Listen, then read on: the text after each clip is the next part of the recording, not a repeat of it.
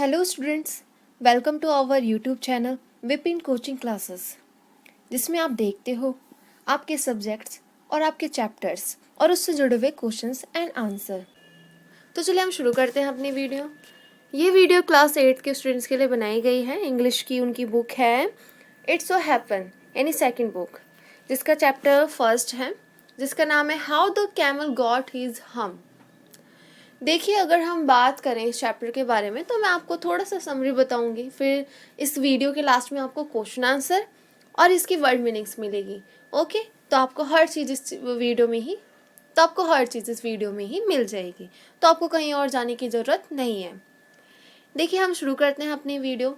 How the camel got his हम।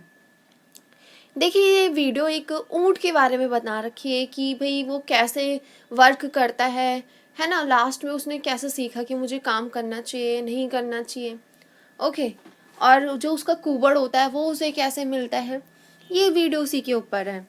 देखिए, अगर हम बात करें जब इन द बिगनिंग यानी कि जब शुरुआत हुई थी इस वर्ल्ड में, तो when the world was new and the animal were just beginning to work for man, यानी कि जब वो नया जब दुनिया बनी थी तो उस टाइम पे एनिमल्स क्या करते थे, इंसानों का काम करते थे। ठीक है, पर लेकिन एक कैमल था, यानी कि एक ऊँट था जो कि क्या करता था, and he lived in the middle of howling desert because he did not want to work. यानी कि एक ऊँट था जो कि क्या करता था कि डेजर्ट के बीच में रहता था। डेजर्ट मतलब क्या हो गया, रेगिस्तान। ओके, और जिसको काम करना बिल्कुल भी पसंद नहीं था, वो हमेशा स्टिक्स वगैरह खाता रहता, झाड़ी वगैरह, कटीली झाड़ियाँ। ठीक है, and when anybody spoke to him, जब भी कोई उससे बात करता तो वो क्या बोलता, हम। जैसे हम कहते थे ना, हम, like this. Then presently the horse came to him. अब वही क्या हो गया, उसके पास एक घोड़ा है ना। मंडे की बात थी, उसके घोड़े के पीठ पे बहुत से सामान रखा हुआ था। ओके, गद्दी थी उसके पीठ पे।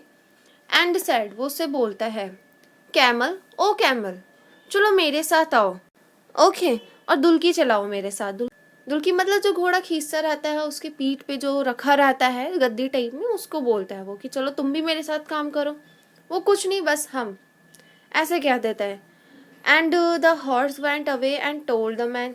अब हॉर्स वहाँ से जाता है और ये बात आदमी को बताता है। फिर एक डॉग आता है उसके पास with a stick in his mouth and said. उस डॉग के मुंह में क्या था, एक स्टिक थी, लकड़ी थी।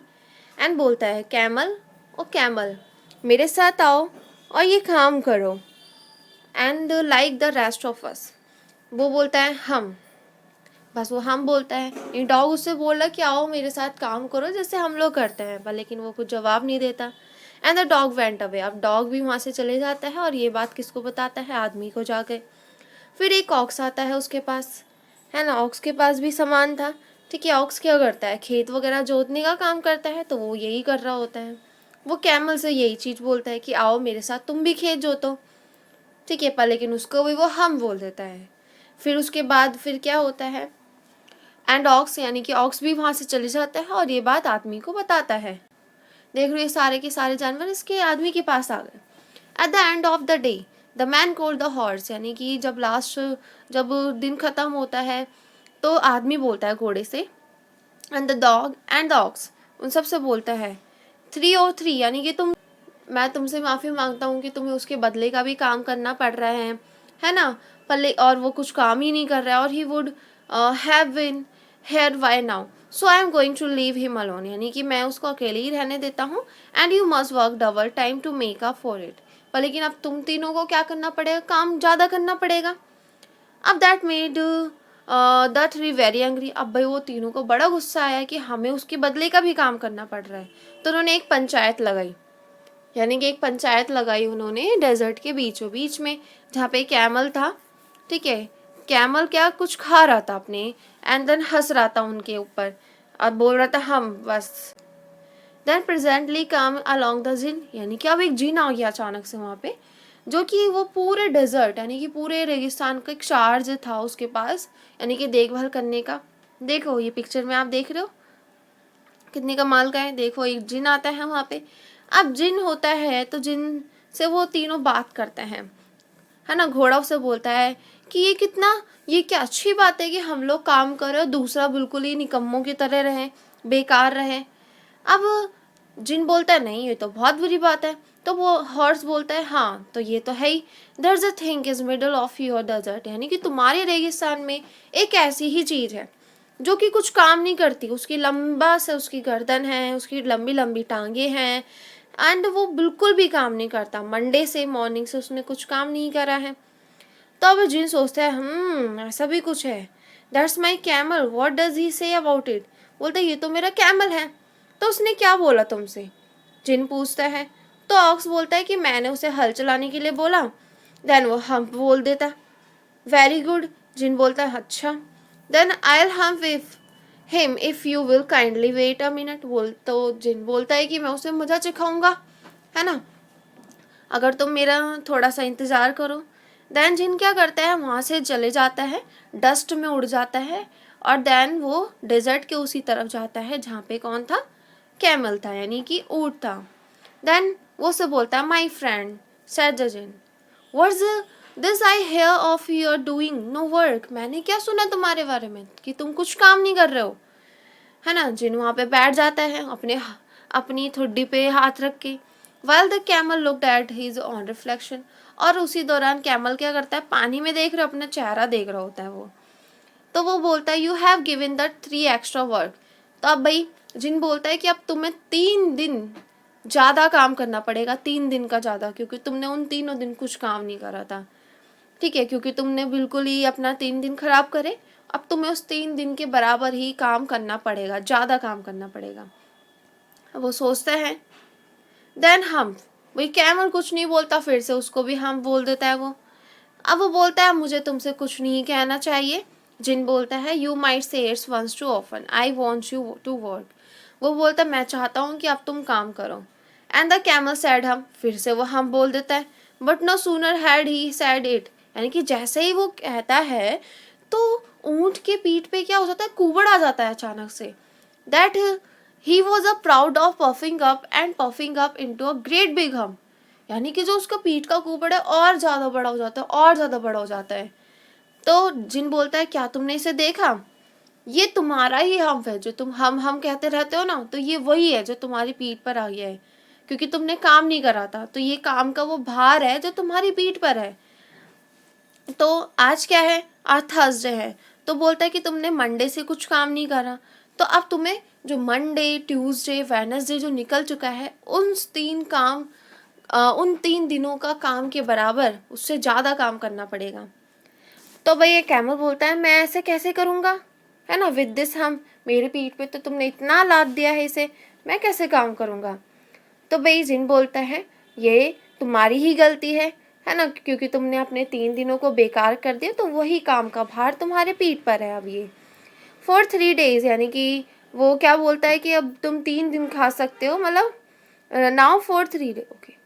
देन वो बोलता है कि you will be able to work now for 3 days, यानी कि तुम बिना खाए 3 दिनों तक आराम से काम कर सकते हो अपने हम के साथ। एंड डोंट यू एवर से I never did anything for you, और ऐसा मत कहना कि मैंने तुम्हारे लिए कुछ नहीं करा, है ना। तुम इस डेजर्ट से बाहर निकलो और अपना काम करो जैसे वो तीनों जानवर करते हैं। द कैमल वहाँ से फिर उन तीनों को ज्वाइन कर लेता है। And from that day to this camel, यानी कि उस दिन से लेके अब तक, है ना, उस कैमल का जो हम्प है वो बड़ा ही हो रखा है, यानी उसकी पीठ जो है, कुबड़ की जो है उसकी पीठ पे वो बड़ा ही है। और अभी तक वो उन 3 दिनों का काम का भार जो उसकी पीठ पर है उसे वो पूरा नहीं कर पाया, यानी कि वो पीछे रह गया है। तो यानी कि आप देख सकते हो कि इस स्टोरी से आपको क्या पता चलता है कि हमारा जो काम है हमें वो जब ही पूरा करना चाहिए, क्योंकि जब हम उसे लास्ट यानी कल पे छोड़ देंगे तो वो काम और भी ज़्यादा पूरा हो जाता है, और ऐसा भी होता है कि क्या पता वो काम पूरा ना भी हो पाए लास्ट में। ओके, तो ये हमारा चैप्टर यहीं पे ख़त्म होता है। नेक्स्ट अब इसकी क्या होगी, अब इसकी वर्ड मीनिंग्स हैं और इसके क्वेश्चन आंसर आपको इसी में ही मिल जाएंगे। हमारे साथ वीडियो के यहाँ तक बने रहने के लिए आप लोगों का बहुत बहुत धन्यवाद, और आप इस वीडियो को ज़्यादा से ज़्यादा अपने दोस्तों में शेयर करना, और हमारे चैनल विपिन कोचिंग क्लासेस को सब्सक्राइब जरूर करना। देखिए ये वर्ड मीनिंग्स जो कि इसी चैप्टर से लिए गए हैं, तो आप लोग इन्हें लिख लीजिएगा और इन्हें ध्यान रखना ताकि आपको चैप्टर पढ़ते समय कोई भी परेशानी ना हो। देखिए पहला है मिडल, मिडल का मतलब होता है बीच में। थॉर्न्स मतलब होता है कांटेदार जो झाड़ियाँ होती हैं।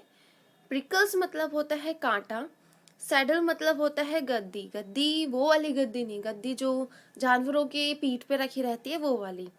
ट्रॉट यानी दुल्की चलाना, जैसे वो खींचते रहते हैं ना एनिमल्स पीछे से। आप देखो फैच, इसका मतलब होता है काम करना। यॉक यानी जोतना, मतलब हल वगैरह जोतना। अलोन मतलब अकेला। स्ट्रॉक यानी मारना।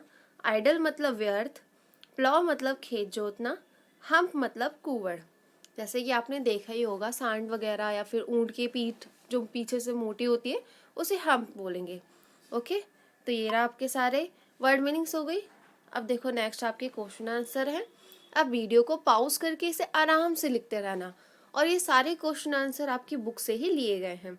ओके, अगर आपको कोई भी कंफ्यूजन हो रही हो तो आप अपनी बुक खोल के इसे मैच कर लेना ताकि आपको कोई परेशानी ना हो। देखिए नेक्स्ट, द नेक्स्ट, ये आपके क्वेश्चन आंसर हो गए, तो आप लोग इसे लिख लीजिएगा अपनी कॉपीज़ में। ओके, तो आपको कहीं और जाने की ज़रूरत नहीं है, आपको हर चीज़ इस वीडियो में ही मिल गई। तो हमारी वीडियो यहीं तक थी। थैंक यू स्टूडेंट्स, आप लोग लास्ट तक बने रहे। हमारी इस वीडियो को लाइक करना और अपने दोस्तों के साथ शेयर भी करना, और हमारे चैनल विपिन कोचिंग क्लासेस को सब्सक्राइब करना और अपने दोस्तों से भी करवाना, और ये आपको हेल्प करेगा आपकी स्टडीज़ में। Thank you students.